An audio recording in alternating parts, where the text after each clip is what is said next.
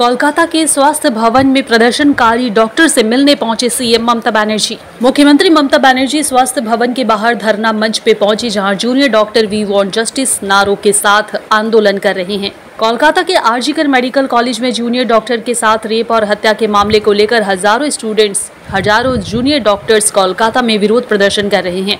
इस बीच मुख्यमंत्री ममता बनर्जी स्वास्थ्य विभाग के बाहर धरना मंच पे पहुंची, जहां junior doctor V want justice के नारों के बीच आंदोलन कर रहे हैं। इस दौरान सीएम ममता बनर्जी ने कहा है कि मैं आपका दर्द समझती हूं, इसीलिए मैं आपके साथ आई हूं। मुझे अपने पद की चिंता नहीं है। छात्र जीवन में मैंने भी बहुत आंदोलन किया है। उन्होंने कहा है कि मैं आपके आंदोलन को सलाम करती हूं, क्योंकि मैं भी छात्र आंदोलन से ही उपजी हूं। ममता बनर्जी ने आगे कहा है कि आप लोगों के सड़क पर होने की वजह से मैं रातों को सो नहीं पाती। पहरेदार के तौर पर मुझे भी जागना पड़ रहा है। अगर आप लोग काम पर लौट आए तो मेरा वादा है, मैं वादा करती हूं कि आप सभी की मांगों पर सहानुभूति पूर्वक विचार किया जाएगा। उन्होंने कहा है कि सबके साथ बातचीत होगी और दोषियों को सजा मिलेगी। इस बीच ममता बनर्जी ने कहा है कि सीबीआई से दोषियों को फांसी की सजा देने की मैं भी खुद मांग कर रही हूं। यह लोग बीते महीने से आरजीकर अस्पताल में रेप और हत्या मामले में न्याय की मांग में आंदोलन कर रहे हैं। इससे पहले गुरुवार यानी 12 सितंबर को लाइव प्रसारण की जिद की वजह से ममता के साथ आंदोलनकारी डॉक्टरों की प्रतिनिधि मंडल की बैठक नहीं हो सकी थी। ममता के साथ डीजीपी राजीव कुमार भी मौजूद थे। ममता बनर्जी के वहां पे पहुंचते ही अफरा तफरी का माहौल पैदा हो गया। उन्होंने जूनियर डॉक्टरों से अनुरोध किया कि उनको अपनी बात कहने का मौका दिया जाए। क्या कुछ इस दौरान ममता बनर्जी ने कहा, आइए सुनते हैं। आमी आपनादेर आंदोलनके कुर्निश जानाई। आमी निजे स्टूडेंट मुभमेंट থেকে উঠে আসা লোক। আমি স্টুডেন্ট মুভমেন্ট আমি নিজেও অনেক সাফার করেছি জীবনে। আমি জানি আমার পোস্টটা বড় কথা নয়, মানুষের পোস্টটাই বড় কথা। আমি আপনাদের কাছে বলতে এসেছি, কাল সারা রাত ঝড় জল হয়েছে। আপনারা যখন কষ্ট পেয়েছেন, আমিও সারা রাত ঘুমোতে পারিনি। আমারও কষ্ট হয়েছে। এই ঝড় জলের মধ্যে আপনারা যেভাবে বসে আছেন, আমার মানসিকভাবে কষ্ট হচ্ছে। আপনারা আজকে 33 দিন 34 দিন আমিও কিন্তু রাতের পর রাত ঘুমাইনি, কারণ আপনারা যখন রাস্তায় থাকেন আপনাদের জন্য আমাকেও কিন্তু পাহারাদার হিসেবে জেগে থাকতে হয়।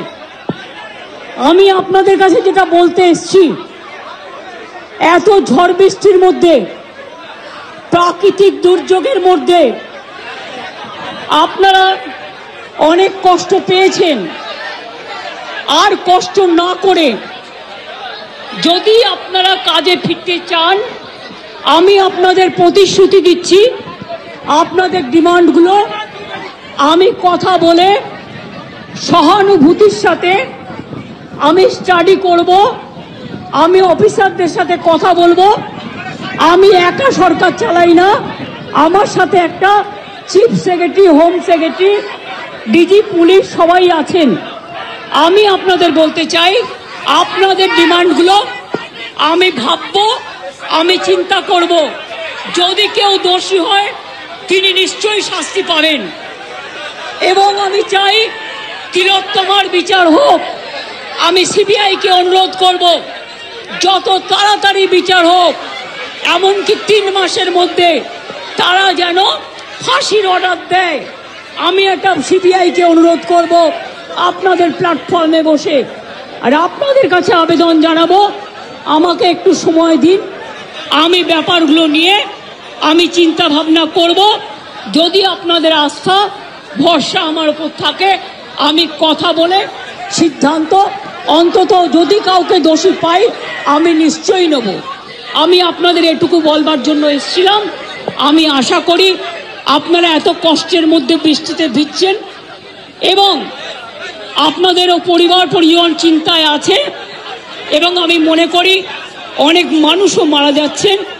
আপনারা প্লিজ দয়া করে, আপনারা আমাদেরই ঘরের ভাই বোন, আপনারা কাজে যোগদান করুন। এবং আমি বলতে পারি আপনাদের প্রতি আমি কোনো অবিচার করব না।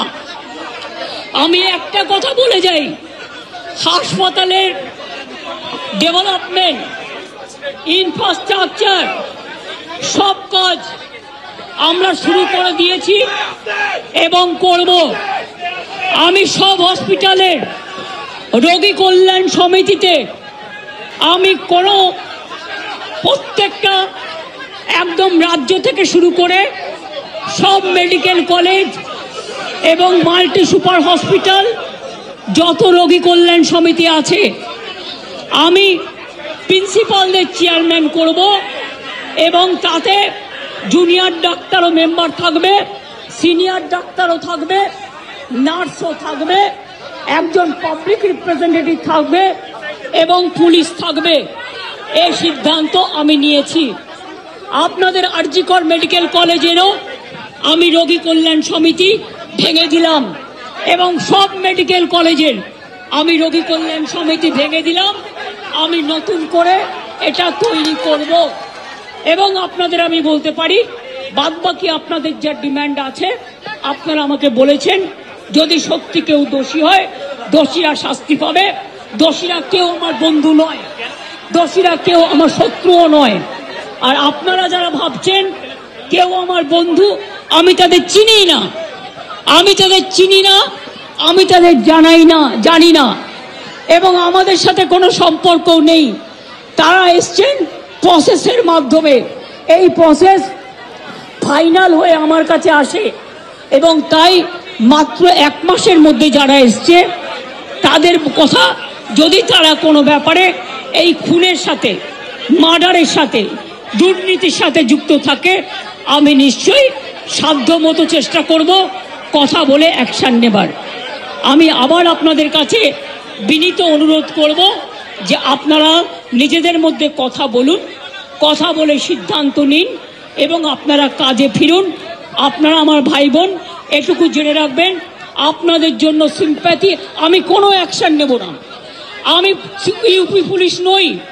ওরা এসমা জারি করেছিল, ওরা 6 মাস মনে রাখবেন স্ট্রাইক র্যালি বন্ধ করে দিয়েছিল। আমি এসব করব না।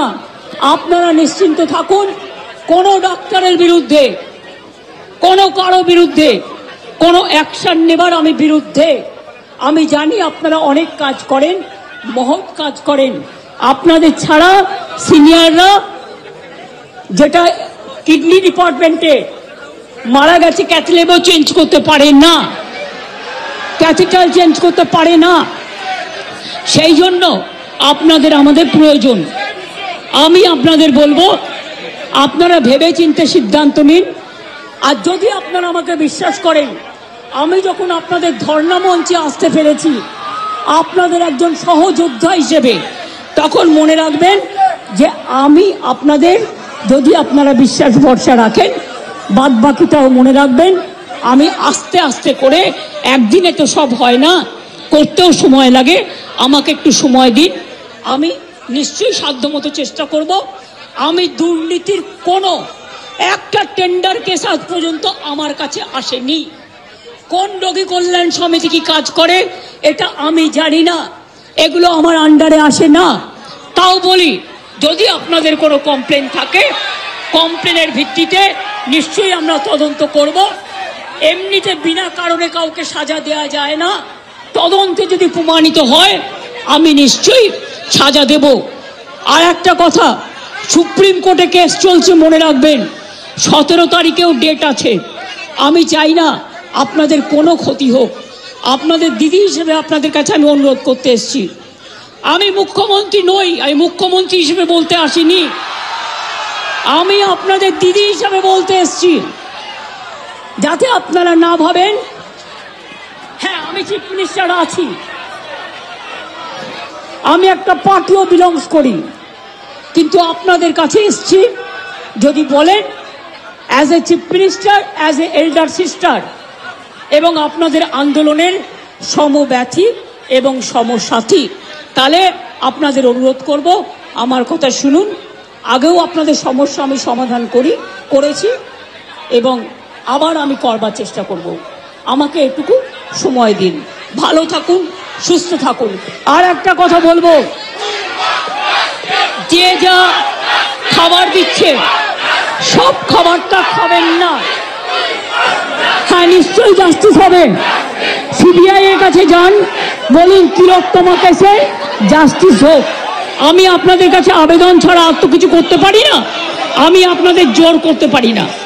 আমি আপনাদের কাছে আবেদন করে গেলাম, যদি আপনারা মনে করেন আপনাদের ধর্ণা মঞ্চে আসার ফলেও, আমি 26 দিন অনশন করেছিলাম, মনে রাখবেন, সিপিএম গভর্নমেন্ট ছিল পাওয়ারে, একদিনের জন্য কেউ আমাকে কথা বলতে আসেননি, কিন্তু তা সত্ত্বেও আমি এসেছি। তার কারণ আমি মনে করি আপনাদের কাছে আসা মানে এটা নিজেকে ছোট করা নয়, এটা নিজেকে বড় করা। তাই আপনাদের আবার আবেদন করব, আপনারা বসুন, আপনারা আলোচনা করুন, করে সিদ্ধান্ত নিন। আমার এটা লাস্ট চেষ্টা আপনাদের জন্য করে গেলাম। বাদ বাকিরা যদি আমার উপর ছেড়ে দেন, আপনারা জাস্টিস পাবেন, আপনারা ইনজাস্টিস হবে না, এটুকু আমি বলতে পারি। অনেক ধন্যবাদ, নমস্কার, এবং আপনাদের সকলকে অনেক অনেক ধন্যবাদ জানাই।